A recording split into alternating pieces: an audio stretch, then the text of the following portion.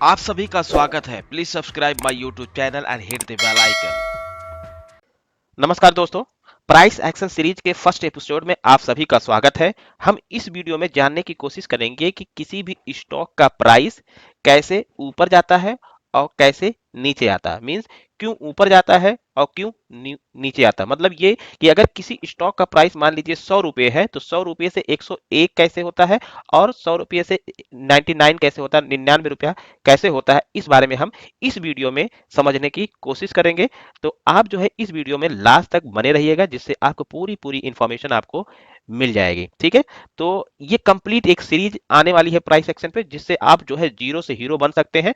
तो ये इस वीडियो को जरूर फॉलो करते हैं और आपको प्लेलिस्ट का लिंक जो है आपको ये डिस्क्रिप्शन में मिल जाएगा। आप वहां से डायरेक्ट जो है प्लेलिस्ट में जाके ये वीडियो देख सकते हैं। ठीक है, और भी इंफॉर्मेशन आपको, अगर कुछ और भी इंफॉर्मेशन चाहिए, मार्केट से रिलेटेड न्यूज चाहिए, तो भी आपको इस चैनल पर मिल जाएगा। तो चलिए हम शुरू करते हैं।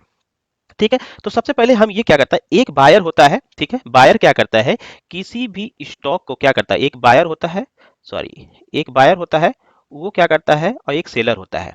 बायर हमेशा क्या करता है कि किसी भी स्टॉक को सस्ते में खरीदता है और एक ये सस्ते में खरीदता है। ठीक है, और ये क्या करता है, सेलर क्या होता है, महंगे में बेचता है। ठीक है, अब क्या है, इसको समझने से पहले हम एक एग्जांपल समझते हैं कि अभी हाल ही में क्या हुआ, कि जैसे कि टमाटर, हमारे यहाँ टमाटर प्याज के दाम अक्सर अब आप देखते होंगे काफी ज्यादा महंगा हो जाता है, 250 रुपये 300 रुपये की। जो भी हम नॉर्मल जब ड्यूरेशन में हम टमाटर को 25 रुपया 20 रुपया 40 रुपये के आसपास खरीदते रहते हैं, लेकिन उसी को जब हमने 250 रुपये में खरीदना शुरू किया तो लोगों के अंदर क्या हुआ, लोगों ने खुद कहना शुरू किया कि सरकार जो है टमाटर को क्या कर रहा है कि बाहर भेज दे रहा है। जिससे क्या हुआ, इसका मतलब ये हुआ कि जो टमाटर है वो हमारे यहाँ शॉर्टेज हो गया। मतलब क्या हुआ कि सप्लाई कम हो गया। ठीक, और डिमांड ज्यादा है। तो जब किसी भी चीज का, कोई भी चीज हो, अगर उसका डिमांड ज्यादा है और सप्लाई कम है, तो क्या होगा, उस चीज का प्राइस बढ़ जाता है। मतलब क्या हुआ कि डिमांड, ठीक है, ज्यादा, ठीक है, डिमांड ज्यादा है और सप्लाई कम, तो क्या होगा, उस वस्तु का दाम बढ़ जाता है। तो दाम क्या होगा, बढ़ जाएगा। ठीक, अगर वहीं पे डिमांड क्या है, अगर मान लीजिए डिमांड जो है कम है, ठीक है, और सप्लाई ज्यादा है, ठीक है, सप्लाई क्या हुआ, ज्यादा है, तो क्या होगा, उस वस्तु का दाम क्या होगा, गिरेगा। ठीक है, ये हो गया, आपको समझ में आ गया। तो कहीं ना कहीं आपको एक चीज समझ में आ गया कि ये जो ये प्राइस का ऊपर नीचे जो होता है वो कहीं ना कहीं डिमांड और सप्लाई पे डिपेंड करता है। ठीक है, ये यहां तक आपको मोस्टली समझ में आ चुका होगा। अब हम समझने की कोशिश, एग्जांपल से समझने की कोशिश करते हैं कि प्राइस, एक अब प्राइस को समझने की कोशिश करते हैं कि वो कैसे मूव कर। अब ये समझिए कि स्टॉक का प्राइस, मान लीजिए किसी का करंट प्राइस सीपीएम जिसे हम कहते हैं, ये है सीपीएम, अगर मान के चलें, ये मानते हैं कि हम 100 रुपये है। ठीक है, अब यहाँ पे बायर भी है, सेलर भी है।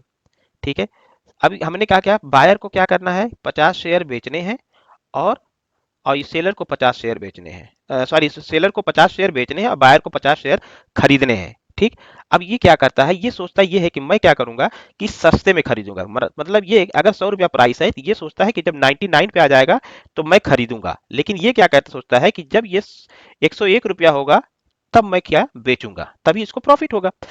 अब लेकिन बायर को क्या लगता है कि अभी क्या है कि अभी खरीद लो। ठीक है, जो भी प्राइस चल रहा है, कि मतलब ये अगर 99 है, ये बायर सोचता है कि नहीं, मैं 101 पे भी अगर खरीद लेता हूं तो ये महंगा नहीं है। ठीक है, तो ये क्या किया, अपना ऑर्डर 101 पे डाल दिया।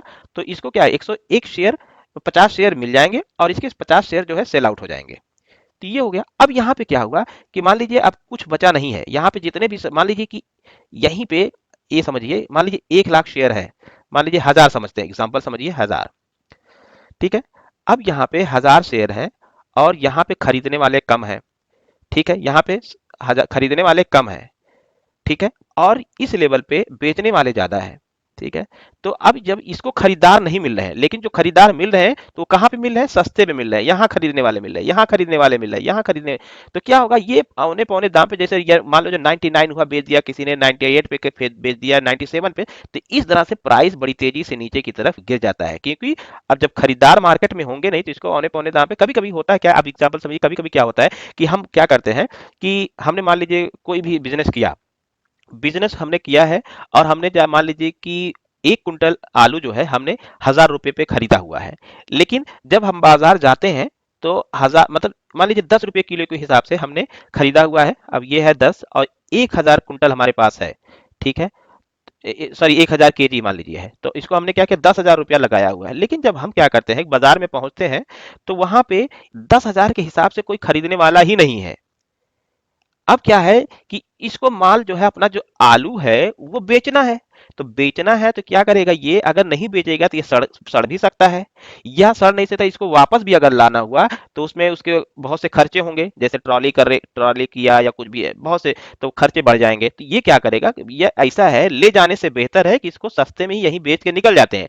तो इसने क्या किया 8 रुपए के हिसाब से ही बेच के चला आया, तो क्या हुआ 8 × 8 = 8,000, तो इसको 2,000 का नुकसान हो गया यहीं पे, लेकिन ये बेच के चला आएगा। तो यही चीज यहाँ पे है कि अब क्या हुआ, जैसे यहाँ पे क्या हुआ कि बेचने वाले ज्यादा थे, ठीक है, यहाँ पे बेचने वाले ज्यादा है, 1,000 मान लीजिए, मैंने एग्जांपल लिया कि 1,000 लोग बेचने वाले हैं, ठीक है, और खरीदने वाले जो है मान लीजिए यहाँ पे 50 है, 500 ही है, 500 शेयर खरीदने वाले हैं। तो जब ये 500 शेयर बिक गया और इसमें से बचे 500 और बच गए, सॉरी हाँ जी हाँ 500 और बच गए, टोटल 1,000 था, अब 500 ये बिक इसने बेच दिया और इसने खरीद लिया। अब कोई खरीदार नहीं है, खाली बच गया। अब ये क्या करेगा, अब 500 शेयर इसके जब बचे हैं, ये सोचेगा यार अभी क्या करूं कि अब कोई खरीदने वाला है नहीं, ऐसा करता हूं कि यहाँ पे जो है मतलब जो 101 100 रुपए है, अब वो अगर 99 पे लोग खरीदने वाले हैं, 98 पे हैं, तो क्या करेगा इसने अपने दाम, इसने तुरंत अपने जो 50 से 500 शेयर और बचे हुए हैं 99 पे बेच देगा, ऑर्डर लगा दिया, कुछ 98 पे लगा दिया, तो जिससे क्या हुआ ये बेच के निकल गया, और इससे क्या होता है मार्केट में सडन एक फॉल आ जाता है, एक गिरावट होती है। और ये चीज, ये जो प्रोसेस होता है खरीदने बेचने का, बहुत मतलब कंटिन्यू होता है, बहुत शॉर्ट पीरियड में ये कंटिन्यू जारी रहता है और बहुत जल्दी जल्दी होता है ये सब, ठीक है। तो ये मशीन का काम होता है, लेकिन ये सब चीजें हमें समझना चाहिए कैसे प्राइस मूव करता है। अब वही चीज अब यहाँ पे देखिए, अब ये तो गिरने की बात हो गई। अब यहाँ पे देखिए, अब जब किसी चीज का डिमांड बढ़ जाता है तो उसका प्राइस क्या होता है, देखिए डिमांड ज्यादा है और सप्लाई कम। अब यहां पे मान लीजिए 1,000 शेयर खरीदने हैं, ठीक है, लेकिन यहां पे बेचने वाला कोई नहीं है, ठीक है। अब यहाँ पे सेलर जो है, सेलर है ही नहीं यहाँ पे, लेकिन हमको खरीदना है, ठीक है। लोग क्या करें, जो सेलर है यहाँ पे बेच रहा है, यहाँ पे बेच रहा है, यहाँ पे बेच रहा है, तो हमें क्या करेंगे, जो हम अगर तब क्या करेंगे, हम सडन यहाँ पे खरीदेंगे, तो कहीं यहाँ खरीद लिया कुछ शेयर, कुछ यहाँ पे खरीदे, तो क्या हुआ इसमें, क्या होगा कि डिमांड ज्यादा है सप्लाई कम, तो उससे क्या होगा इसकी प्राइस जो है तेजी से उछाल आ जाता है, बढ़ जाता है, और ये कंटिन्यू होता रहता है, और इसलिए ये सब चीजें होती हैं। तो आई होप आपको ये कंप्लीट इन्फॉर्मेशन, ये वीडियो आपको समझ में आया होगा कि प्राइस कैसे मूव करता है, कि ऊपर कैसे होता है या कैसे नीचे जाता है, फॉल क्यों आता है या तेजी क्यों आता है, तो ये सब चीजें आप इसमें समझ गए होंगे। तो मिलते हैं किसी और इन्फॉर्मेटिव